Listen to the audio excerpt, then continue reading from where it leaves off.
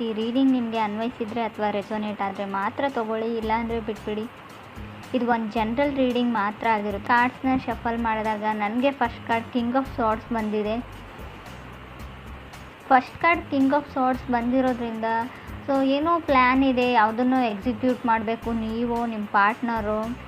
So ಲಾಯರ್ಸ್ನ consult ಮಾಡ್ತಿರೋ, so big deal ಅಂತ ಹೇಳ್ಬೋದು. ಯಾವುದಾದ್ರೂ ನಿಮ್ಮದು ಕೋರ್ಟ್ ಅಥವಾ ಕಚೇರಿಗೆ ಸಂಬಂಧಪಟ್ಟಿದ್ದ ಕೆಲಸ ಆಗಿರ್ಬೋದು. But king of swords first card ಬಂದಿರೋದ್ರಿಂದ ಮೇ ಬಿ ಮ್ಯಾಟರು ನಿಮ್ಮ ಯಂಗರ್ ಸಿಬ್ಲಿಂಗ್ಸ್ದಿರ್ಬೋದು ಅಥವಾ ಎನ್ವೈರ್ಮೆಂಟಿಗೆ ನಿಮ್ಮನ್ನು ನೀವು ಅಡಾಪ್ಟ್ ಮಾಡ್ಕೊಳ್ದಿರ್ಬೋದು.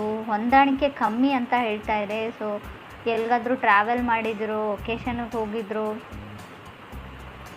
ಸ್ವಲ್ಪ ಹಣಕಾಸಿನ ಬಗ್ಗೆ ನೀವು ಸ್ವಲ್ಪ ಸ್ಟ್ರಿಕ್ಟಾಗಿರಬೇಕು ಅಂತ ಹೇಳುತ್ತೆ. ಹಾಗೆ ಯಾವುದಾದ್ರೂ ವಸ್ತುಗಳು ಕಳೆದೋಗಬಹುದು, ಸ್ಪೆಷಲಿ ದುಡ್ಡಿನ ಬಗ್ಗೆ ಜೋಪಾನವಾಗಿರಿ ಅಂತ ಕಾರ್ಡ್ ಹೇಳುತ್ತೆ ಕಿಂಗ್ ಆಫ್ ಸಾರ್ಡ್ಸ್ ಇರೋದ್ರಿಂದ. ನೀವು ಅಥವಾ ನಿಮ್ಮ ಪಾರ್ಟ್ನರ್ ಇಬ್ಬರಲ್ಲಿ ಯಾರ್ದಾದ್ರೂ ವಸ್ತು ಕಳೆದೋಗುವಂಥ ಚಾನ್ಸಸ್ ಇದೆ ಅಥವಾ ಆಲ್ರೆಡಿ ಕಳೆದೋಗಿದೆ, ಸಿಗ್ತಾ ಇಲ್ಲ ಅಂತ ಕೂಡ ಹೇಳ್ಬೋದು ರೀಡಿಂಗ್ ಪ್ರಕಾರ. ಸೆಕೆಂಡ್ ಕಾರ್ಡ್ ನನಗೆ 2 ಆಫ್ ಪೆಂಟಿಕಲ್ಸ್ ಬಂದಿದೆ. ಸೊ ಕೆಲವರು ಮನಿನ ಇನ್ವೆಸ್ಟ್ ಮಾಡ್ತಾ ಇದ್ದೀರಾ, ಹಣನ ಬಿಸ್ನೆಸ್ ಪಾರ್ಟ್ನರ್ಶಿಪ್ಪಲ್ಲಿ ಬಿಸ್ನೆಸ್ ಮಾಡ್ತಾ ಇದ್ದೀರಾ. ಸೊ ಮೇ ಬಿ ಕೆಲವ್ರಿಗೆ ಲಾಸ್ ಆಗ್ಬೋದು ಅಂತಲೇ ನಾನು ಹೇಳ್ತೀನಿ. ನಿಮ್ಮ ಪಾರ್ಟ್ನರ್ ನಿಮ್ಗೆ ಹೇಳ್ಬೋದು, ಬ್ಯಾಡ್ ನ್ಯೂಸ್ ಅಂತ ಹೇಳ್ಬೋದು, ಬಟ್ ಅವ್ರು ಸಾರಿ ಅಂತ ಹೇಳ್ಬೋದು. ಸಣ್ಣ ಪುಟ್ಟ ಮಿಸ್ಟೇಕ್ಸ್ ಎಲ್ರಿಗೂ ಆಗುತ್ತೆ. ಬಟ್ 2 ಆಫ್ ಪೆಂಟಿಕಲ್ಸ್ ನಾನು ಆಗಲೇ ಹೇಳಿದೆ, ಹಣಕಾಸಿನ ವಿಚಾರದಲ್ಲಿ ನೀವು ಸ್ವಲ್ಪ ಸ್ಟ್ರಿಕ್ಟಾಗಿರಬೇಕು. ಇಲ್ಲ ಅಂದರೆ ಹಣ ಪೋಲಾಗುತ್ತೆ, ಕಳೆದೋಗುತ್ತೆ. ಒಟ್ಟಿನಲ್ಲಿ ಹಣಕಾಸಿನ ಬಗ್ಗೆ ನಾನು ತುಂಬ ಕೇರ್ಫುಲ್ ಆಗಿರಿ ಅಂತಲೇ ಹೇಳ್ತೀನಿ. ಇದು ನೀವು ನಿಮ್ಮ ಪಾರ್ಟ್ನರ್ಗೆ ಏನಾದರೂ ಎಕ್ಸ್ಪೆನ್ಸಿವ್ ಗಿಫ್ಟ್ನ ಪರ್ಚೇಸ್ ಮಾಡಿ ಕೊಡೋದ್ರಲ್ಲಾಗಿರ್ಬೋದು, ಅಥವಾ ಅವ್ರು ಏನಾದರೂ ಅದನ್ನು ಕಳ್ಕೊಳ್ಳೋದು ಅಥವಾ ಬೀಳಿಸೋದು, ಸಮಥಿಂಗ್ ಲಾಸ್ ಅಂತ ಹೇಳುತ್ತೆ ಕಾರ್ಡು. ಥರ್ಡ್ ಕಾರ್ಡ್ ನನಗೆ 10 ಆಫ್ ವಾಂಡ್ಸ್ ಬಂದಿದೆ. ಸೊ ತುಂಬ ರೆಸ್ಪಾನ್ಸಿಬಿಲಿಟೀಸ್ ಇದೆ ನಿಮಗೋ ನಿಮ್ಮ ಪಾರ್ಟ್ನರ್ಗೋ ಇತ್ತೀಚೆಗೆ ಅಂತ ಹೇಳುತ್ತೆ. ಸೊ ಫಿನಿಶಿಂಗ್ ಏನೋ ಒಂದು ಫ್ಯಾಮ್ಲಿಯಲ್ಲಿ ಯಾವುದೋ ಒಂದು ಕರ್ತವ್ಯ ರೆಸ್ಪಾನ್ಸಿಬಿಲಿಟೀಸ್ನ ಮುಗಿಸ್ತಾ ಇರ್ತಾರೆ, ಇನ್ನೊಂದು ಬಂದುಬಿಡುತ್ತೆ ಅವರಿಗೆ. ತುಂಬ ರೆಸ್ಪಾನ್ಸಿಬಿಲಿಟೀಸ್, ತುಂಬ ಬರ್ಡನ್ನು, ಫ್ಯಾಮ್ಲಿ ಡ್ರಾಮಾ ಅಂತ ಹೇಳ್ತೀವಿ 10 ಆಫ್ ಸ್ಪಾಟ್ಸ್ ಬಂದರೂ ಕೂಡ. ಮನೆಯಲ್ಲಿ ಯಾವಾಗಲೂ ಏನಾದರೂ ಡ್ರಾಮಾ ನಡೀತಾ ಇರುತ್ತೆ, ಫೈಟ್ಸ್ ನಡೀತಾ ಇರುತ್ತೆ, ಮನಸ್ತಾಪಗಳಿರುತ್ತೆ ಅಂತ ಕೂಡ ಕಾರ್ಡ್ ಹೇಳುತ್ತೆ. ಫೋರ್ತ್ ಕಾರ್ಡ್ ನನಗೆ ಕಿಂಗ್ ಆಫ್ ಪೆಂಟಿಕಲ್ಸ್ ಬಂದಿದೆ. So may be king of pentacles ಇರೋದ್ರಿಂದ ಎಷ್ಟೇ ರೆಸ್ಪಾನ್ಸಿಬಿಲಿಟೀಸ್ ಇರಿ, ಲೈಫಲ್ಲಿ ಏನೇ ಆಗಿರಲಿ, ನಿಮ್ಮ ಪಾರ್ಟ್ನರ್ ಮೋಸ ಮಾಡಲಿ ಅಥವಾ ಏನೇ ಆಗಿರಲಿ, ನಿಮ್ಮ ಲೈಫ್ನ ನೀವು ಎಂಜಾಯ್ ಮಾಡೋದನ್ನು ಮರಿಬೇಡಿ ಅಂತ ಕಿಂಗ್ ಆಫ್ ಪೆಂಟಿಕಲ್ಸ್ ಹೇಳ್ತಾ ಇದೆ. ಕಿಂಗ್ ಆಫ್ ಪೆಂಟಿಕಲ್ಸ್ ನಿಮ್ಮ ತಂದೆ ಸ್ಥಾನದಲ್ಲಿರೋ ವ್ಯಕ್ತಿ ಆಗಿರ್ಬೋದು. ಈ ರೀಡಿಂಗಲ್ಲಿ ನೀವಾಗಿಲ್ಲ ಅಂತ ಹೇಳ್ತೀನಿ. ಮೇ ಬಿ ತುಂಬ ಜವಾಬ್ದಾರಿ ಇದೆ ನಿಮ್ಮ ತಂದೆಗೋ ನಿಮಗೋ, ಮನೇನ ನಿಭಾಯಿಸ್ಕೊಂಡು ಹೋಗ್ತಾ ಇದ್ದೀರಾ ಅಂತ ಹೇಳ್ಬೋದು. ಫಿಫ್ತ್ ಕಾರ್ಡ್ ಜಡ್ಜ್ಮೆಂಟ್ ಕಾರ್ಡ್ ಬಂದಿದೆ. ಸೊ ಯಾರಾದರೂ ನೀವು ಡಿವೋರ್ಸ್ಗೆ ಅಪ್ಲೈ ಮಾಡಿದರೆ, ಡಿವೋರ್ಸ್ ತೊಗೊಳ್ಬೇಕು ಅಂತ ಅಂದ್ಕೊಂಡಿದ್ರೆ, ಸೊ ನಿಮಗೆ ಡಿವೋರ್ಸ್ ಸಿಗುತ್ತೆ ಅಂತ ಜಡ್ಜ್ಮೆಂಟ್ ಕಾರ್ಡ್ ಹೇಳ್ತಾ ಇದೆ. ಸೊ ಏನಾದರೂ ಮಾಡಬೇಕು, ಟೈಮ್ ಟು ಟೇಕ್ ಆ್ಯಕ್ಷನ್ ಅಂತ ಹೇಳುತ್ತೆ card, judgment card. Do or die ಆಗಿರಲಿ, ಏನೇ ಆಗಿರಲಿ, ಎಷ್ಟೇ ರಿಸ್ಕ್ ಇರಲಿ, ಒಟ್ಟಿನಲ್ಲಿ ರಿಸ್ಕ್ನ ತೊಗೊಳ್ತೀನಿ ಅನ್ನೋ ಗಟ್ಟಿ ನಿರ್ಧಾರನ ಮಾಡಿದ್ದೀರ ನೀವೋ ನಿಮ್ಮ ಪಾರ್ಟ್ನರು. 6 ಕಾರ್ಡ್ ನನಗೆ 2 ಆಫ್ ಕಪ್ಸ್ ಬಂದಿದೆ. 2 ಆಫ್ ಕಪ್ಸ್ ನಾವು ಕೆಲವೊಮ್ಮೆ ಲವರ್ಸ್ ಕಾರ್ಡ್ ಅಂತ ಕನ್ಸಿಡರ್ ಮಾಡ್ತೀವಿ.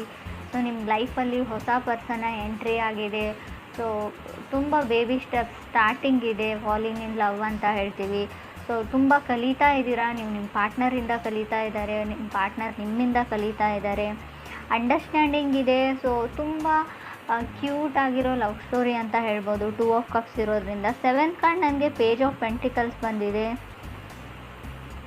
ಸೊ ಪೇಜ್ ಆಫ್ ಪೆಂಟಿಕಲ್ಸ್ ನಿಮ್ಮನ್ನು ಯಾರೋ ಕಾರ್ನರ್ ಮಾಡ್ತಾ ಇದ್ದಾರೆ. ನೀವು ಸ್ಕೂಲ್ಗೆ ಹೋಗ್ತಾ ಇದ್ದರೆ, ಕಾಲೇಜಸ್ಸಲ್ಲಿದ್ದರೆ ಅಥವಾ ಆಫೀಸಲ್ಲಿದ್ದರೂ ಕೂಡ ನಿಮ್ಮನ್ನು ಒಂಟಿಯಾಗಿ ಮಾಡೋಕ್ಕೆ ಟ್ರೈ ಮಾಡ್ತಾ ಇದ್ದಾರೆ.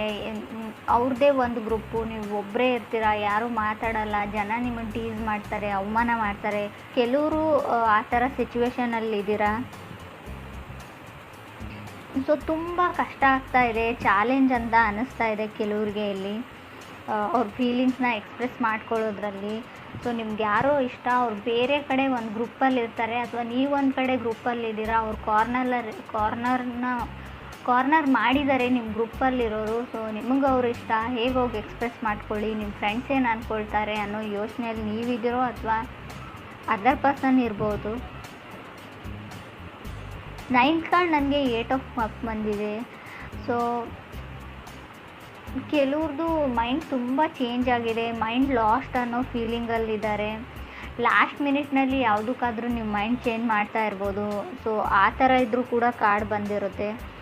ಕೆಲವ್ರಿಗೆ 8 ಆಫ್ ಕಪ್ಸ್ ಇರೋದನ್ನು ಬಿಟ್ಟು ಇಲ್ಲದೆ ಇರೋದ್ರ ಕಡೆ ಇಮ್ಯಾಜಿನೇಷನ್ ಅಂತ ಹೇಳ್ತೀವಿ, ಅಥವಾ ನಿಮ್ಮ ಹತ್ರ ಎಲ್ಲ ಇರುತ್ತೆ ಆದರೂ ಕೂಡ ಏನೋ ಒಂದು ದೂರದ ಬೆಟ್ಟ ನುಣ್ಣಗೆ ಅಂತೀವಿ. ಸೊ ನಿಮ್ಮನ್ನು ಇಷ್ಟಪಡೋರನ್ನ ಬಿಟ್ಟು ಸೊ ನೀವು ಇಷ್ಟಪಡೋರು ಹಿಂದೆ ಹೋಗ್ತಾ ಇದ್ದೀರಾ. ಬಟ್ ರಿಜೆಕ್ಷನ್ ಫೀಲ್ ಆಗ್ಬೋದು ಅಥವಾ ಇಗ್ನೋರ್ಡ್ ಫೀಲ್ ಇರ್ಬೋದು. ಈಗಾಗಲೇ ನಿಮ್ಮನ್ನು ಯಾರೋ ರಿಜೆಕ್ಟ್ ಮಾಡಿದ್ದಾರೆ ಅಥವಾ ಇಗ್ನೋರ್ ಮಾಡ್ತಾ ಇದ್ದಾರೆ, ಯಾವುದನ್ನು ಸರಿಯಾಗಿ ಹೇಳ್ತಾ ಇಲ್ಲ. ಮೇ ಬಿ ಅವ್ರು ನಿಮ್ಮನ್ನು ವೇಟಿಂಗ್ ಲಿಸ್ಟಲ್ಲಿ ಇಟ್ಟಿದ್ದಾರೆ ಅಂತ ಕೂಡ ಹೇಳ್ಬೋದು. 10th ಕಾರ್ಡ್ ನನಗೆ 2 ಆಫ್ ಕಪ್ಸ್ ಬಂದಿದೆ ಮತ್ತೆ. ಸೊ ಇದು 2 ಆಫ್ ಕಪ್ಸ್ ಡಬಲ್ ಸರ್ತಿ ಬಂದರೆ ಹೇಟ್ ಸ್ಟೋರಿ ಅಂತ ಹೇಳ್ತೀವಿ ನಾವು. ಸಿಂಗಲ್ ಟೈಮ್ ಬಂದರೆ ಮಾತ್ರ ಅಲ್ಲೊಂದು ಫ್ರೆಶ್ ಲವ್ ಸ್ಟೋರಿ ಇರುತ್ತೆ ಅಂತ ನಾನು ಹೇಳ್ತೀನಿ ಕಾರ್ಡ್ ರೀಡಿಂಗಲ್ಲಿ. ಸೊ ಜನ ನಿಮ್ಮನ್ನು ಯಾವಾಗಲೂ ಹೇಟ್ ಮಾಡ್ತಾರೆ ಅಂತ ಕೆಲವ್ರಿಗೆ ಅನ್ಸೋಕ್ಕೆ ಸ್ಟಾರ್ಟ್ ಆಗಿರ್ಬೋದು. ಸೊ ನೀವೇನೂ ಮಾಡಿರಲ್ಲ, ಏನೂ ಆರ್ಗ್ಯೂ ಮಾಡಿರಲ್ಲ, ಗೊತ್ತಿಲ್ಲ ನನ್ನ ಕಂಡ್ರೆ ಯಾರಿಗೂ ಆಗೋದಿಲ್ಲ, ಅನ್ಲೆಸ್ ನಿಮ್ಮ ಸರ್ಕಲ್ಲೇ ಹಾಗೆ ಇದೆಯೋ ಅಥವಾ ನನ್ನ ಹಣೆ ಬರಹನೇ ಇಷ್ಟೇನಾ ಅಂತ ಥಿಂಕ್ ಮಾಡ್ತಾ ಇದ್ದೀರಾ ಕೆಲವರು. ಸೊ ನಿಮ್ಮ ಸುತ್ತಮುತ್ತಲೂ ಇರೋ ಜನಗಳ ಪ್ರಾಬ್ಲಮ್ ಅಲ್ಲ. ಮೇ ಬಿ ಆಸ್ಟ್ರಾಲಜಿಕಲ್ ಚಾರ್ಟ್ ಪ್ರಕಾರ ಹೇಳೋದಾದರೆ ಯಾವಾಗಲೂ ತುಂಬ ಜನ ಅಡ್ಮೈರ್ ಮಾಡ್ತಾರೆ ಕೆಲವರು, ಬಟ್ ಕೆಲವ್ರಿಗೆ ಹೊಟ್ಟೆ ಕಿಚ್ಚು ಜಾಸ್ತಿ ಅಂತ ಹೇಳ್ಬೋದು ನಿಮ್ಮ ಮೇಲೆ. 11th ಕಾರ್ಡ್ ನನಗೆ 8 ಆಫ್ ಸಾರ್ಟ್ಸ್ ಬಂದಿದೆ. 8 ಆಫ್ ಸಾರ್ಟ್ಸ್ ಇರೋದ್ರಿಂದ ಸೊ ಗೋಯಿಂಗ್ ವಿತ್ ಕರ್ಮ ಅಂತ ಹೇಳ್ತೀವಿ ಇದಕ್ಕೆ ನಾವು. ಸೊ ಏನು ಡಿಸೈಡ್ ಆಗಿರುತ್ತೆ ಅದೇ ನಡೆಯುತ್ತೆ, ತುಂಬ ಯೋಚನೆ ಮಾಡಬೇಡಿ. ಸೊ ಏನೇ ಒಂದು ಕೆಲಸ ಇರಲಿ ಆನ್ ಟೈಮಲ್ಲಿ ಫಿನಿಷ್ ಮಾಡೋಕ್ಕೆ ಟ್ರೈ ಮಾಡಿ.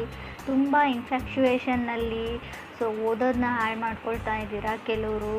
ಸೊ ಏನು ಕೆಲಸದ ಕಡೆ ಗಮನ ಕೊಡೋಕ್ಕಾಗ್ತಾ ಇಲ್ಲ ಕೆಲವ್ರಿಗೆ. ಯಾರ ಮೇಲೂ ಹೆವಿ ಲವ್ ಆಗಿದೆ ಇವ್ರಿಗೆ, ನಿಮಗೆ ಅದರ್ ಪರ್ಸನ್ ಮೇಲೆ ಆಗಿದೆಯೋ ಅದರ್ ಪರ್ಸನ್ಗೆ ನಿಮ್ಮ ಮೇಲೆ ಆಗಿದೆಯೋ, ಯಾವಾಗಲೂ ಅವ್ರ ಬಗ್ಗೆನೇ ಯೋಚನೆ ಮಾಡ್ತೀರಾ ನೀವು. ನಿದ್ದೆ ಕೂಡ ಸರಿಯಾಗಿ ಮಾಡ್ತಾ ಇಲ್ಲ ಅಂತ ಕಾರ್ಡ್ ಹೇಳ್ತಾ ಇದೆ. ಅಥವಾ ನಿಮಗೆ ಯಾವುದಾದ್ರೂ ಗ್ಯಾಸ್ ಪ್ರಾಬ್ಲಮ್ ಇರ್ಬೋದು, ಗ್ಯಾಸ್ಟ್ರಿಕ್ ಪ್ರಾಬ್ಲಮ್. ಸೊ ಕೆಲವರು ಇತ್ತೀಚೆಗೆ ಯೋಗ ಪ್ರಾಕ್ಟೀಸ್ ಮಾಡ್ತಾ ಇದ್ದೀರಾ ಅಂತ ಕೂಡ ನನಗೆ ಅನ್ನಿಸ್ತಾ ಇದೆ. Because of 8 of cups 2 of cups ನನಗೆ 8 ಆಫ್ ಸಾರ್ಟ್ಸ್ ಇರೋದ್ರಿಂದ 8 ಮಧ್ಯೆ 2 ಬಂದರೆ ಮೇ ಬಿ ನೀವು ಯೋಗ ಪ್ರಾಕ್ಟೀಸ್ ಮಾಡ್ತಾ ಇದ್ದೀರಾ, ಜಿಮ್ ಜಾಯ್ನ್ ಆಗಿದ್ದೀರಾ, ಏನೋ ಒಟ್ಟಿನಲ್ಲಿ ಮಾಡ್ತಾ ಇದ್ದೀರಾ. ಹೆಲ್ತ್ ಇಶ್ಯೂಸ್ನ ಕೆಲವೊಂದನ್ನ ಕ್ಲಿಯರ್ ಮಾಡ್ಕೊಳ್ಳೋಕ್ಕೆ ಅಂತ ಅನಿಸುತ್ತೆ. 12th ಕಾರ್ಡ್ ನನಗೆ ಸ್ಟಾರ್ ಕಾರ್ಡ್ ಬಂದಿದೆ. 12th ಸ್ಟಾರ್ ಕಾರ್ಡ್ ಬಂದರೆ ಹೋಪ್ ಇದೆ ಅಂತ ಹೇಳ್ಬೋದು. ನೀವು ಯಾವುದಕ್ಕಾದ್ರೂ ವೇಟ್ ಮಾಡ್ತಾ ಇದ್ದರೆ ಖಂಡಿತ ಹೋಪ್ನ ಇಟ್ಕೊಳ್ಬೋದು. ಅದಾಗುತ್ತೋ ಇಲ್ವೋ ಅಂತ ಹೇಳೋದಾದರೆ ಹೋಪ್ ಹೇಳ್ತೀನಿ ನಾನು. ಸೊ ಟೈಮ್ ತೊಗೊಳ್ಬೋದು, ಖಂಡಿತವಾಗ್ಲೂ ಅದಾಗೋದಿಲ್ಲ ಅಂತ ಹೇಳಲ್ಲ, ಆಗುತ್ತೆ. ಬಟ್ ಅಷ್ಟೊಂದು ಟೈಮ್ ನೀವು ಇನ್ವೆಸ್ಟ್ ಮಾಡೋಕ್ಕೆ ರೆಡಿ ಇದ್ದರೆ ಓಕೆ, ಅವ್ರಿಗೋಸ್ಕರ ಕಾಯ್ತೀನಿ ಅಂದರೆ ಓಕೆ. ಬಟ್ ತುಂಬ ಚಾಲೆಂಜಸ್ ಬರುತ್ತೆ ಲಾಸ್ಟಲ್ಲಿ ಸ್ಟಾರ್ ಕಾರ್ಡ್ ಬಂದರೆ, ತುಂಬ ಚಾಲೆಂಜಸ್. ಸೊ ನೀವು ಅಂದ್ಕೊಂಡೇ ಇರಲ್ಲ ಇಷ್ಟೊಂದು ಚಾಲೆಂಜಸ್ನ ಫೇಸ್ ಮಾಡಬೇಕಾಗುತ್ತೆ ಅಂತ. ಸೊ ಇಡೀ ಲೈಫ್ ಲಾಂಗ್ ಕೂಡ ಕೆಲವರು ತಗಲ್ಬೋದು ಅಂತ ಕೂಡ ಕಾರ್ಡ್ ಹೇಳುತ್ತೆ. ಸೊ ಕೆಲವ್ರದ್ದು ಗೇನ್ಸ್ ಎಲ್ಲ ಮಲ್ಟಿಪ್ಲೈ ಆದರೂ ಕೂಡ ಹಣ ಲಾಸ್ ಆಗೋ ಚಾನ್ಸಸ್ ಇದೆ. ಸೊ ಕೆಲವರು ಫೀಲ್ ಗುಡ್ಡಲ್ಲಿ ಇದ್ದೀರಾ ಅಂತ ಹೇಳ್ಬೋದು. But king of sorts first card ಆಗಿರೋದ್ರಿಂದ ನಾನು ಆಗಲೇ ಹೇಳಿದೆ 10 ಆಫ್ ವಾಂಡ್ಸ್ ಕೂಡ ಇದೆ ನಿಮಗೆ ಕಾರ್ಡು. 3rdಲ್ಲಿ 10 ಆಫ್ ವಾಂಡ್ಸ್, ಫಸ್ಟಲ್ಲಿ ಕಿಂಗ್ ಆಫ್ ಸಾರ್ಟ್ಸ್ ಇರೋದ್ರಿಂದ ಫೀಲ್ ಗುಡ್ ಇರ್ತೀರಾ. ಬಟ್ ಫ್ಯಾಮ್ಲಿ ಟೆಸ್ಟ್ ಅಂತ ಹೇಳ್ಬೋದು. ನೀವು ಫ್ಯಾಮ್ಲಿನ ಟೆಸ್ಟ್ ಮಾಡ್ತಿರೋ ಅಥವಾ ಯೂನಿವರ್ಸ್ ನಿಮ್ಮ ಫ್ಯಾಮ್ಲಿನ ಟೆಸ್ಟಲ್ಲಿ ಇಡುತ್ತೋ ಗೊತ್ತಿಲ್ಲ. ಸ್ವಲ್ಪ ಚಾಲೆಂಜಸ್ ಬರ್ಬೋದು, ಎಲ್ಲನೂ ನಿಭಾಯಿಸ್ಕೊಂಡು ಹೋದರೆ ಖಂಡಿತವಾಗ್ಲೂ. ಸೊ ಎನಿಮೀಸ್ ಜಾಸ್ತಿ ಆಗ್ತಾರೆ ಅಂತ ಹೇಳ್ತೀನಿ ನಾನು. ಸ್ಕೂಲ್ ರಿಲೇಟೆಡ್ ಸ್ಟಪ್ಪಲ್ಲಿ ಕೆಲವ್ರದ್ದು ಪ್ರಾಕ್ಟಿಕಲ್ ಎಕ್ಸಾಮ್ಸ್ ಇರ್ಬೋದು ಅಂತ ಅಂದ್ಕೊಳ್ತೀನಿ. ಕೆಲವರು ಕ್ರೇಜಿ ಇನ್ ಲವ್ವಲ್ಲಿ ಇದ್ದೀರಾ ಅಂತ ಹೇಳ್ಬೋದು. ಸೊ ಕೆಲವ್ರಿಗೆ ನೋಬಡಿ ಕ್ರಾಸ್ ಮೀ ಅನ್ನೋ ಲೆವೆಲಲ್ಲಿದ್ದೀರಾ. ಕಿಂಗ್ ಆಫ್ ಸಾರ್ಟ್ಸ್ ಅಂದರೆ ಒಂದು ಈಗೋ ಇರುತ್ತೆ, ಸಣ್ಣ ಮಟ್ಟದ ಈಗೋ. ನನಗೆಲ್ಲ ಗೊತ್ತು, ನನ್ನನ್ನು ಯಾರೂ ಕ್ರಾಸ್ ಮಾಡಿ ಹೋಗೋಕ್ಕಾಗಲ್ಲ, ನನ್ನ ಕಡೆ ಯಾರೂ ಬೆರಳು ಮಾಡಿ ತೋರಿಸಲ್ಲ.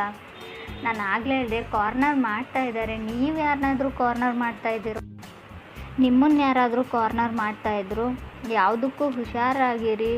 ಸೊ ಎನಿಮೀಸ್ ಜಾಸ್ತಿ ಆಗ್ತಾರೆ. ಸೊ ನಿಮ್ಮ ಫೀಲಿಂಗ್ಸ್ನ ಕಂಟ್ರೋಲ್ ಮಾಡ್ಕೊಳ್ಳಿ. ಕೋಪ ಬಂತು ಅಂತ ಅದನ್ನು ಯಾರ ಮೇಲೂ ತೋರಿಸ್ಬೇಡಿ. ಕಂಟ್ರೋಲ್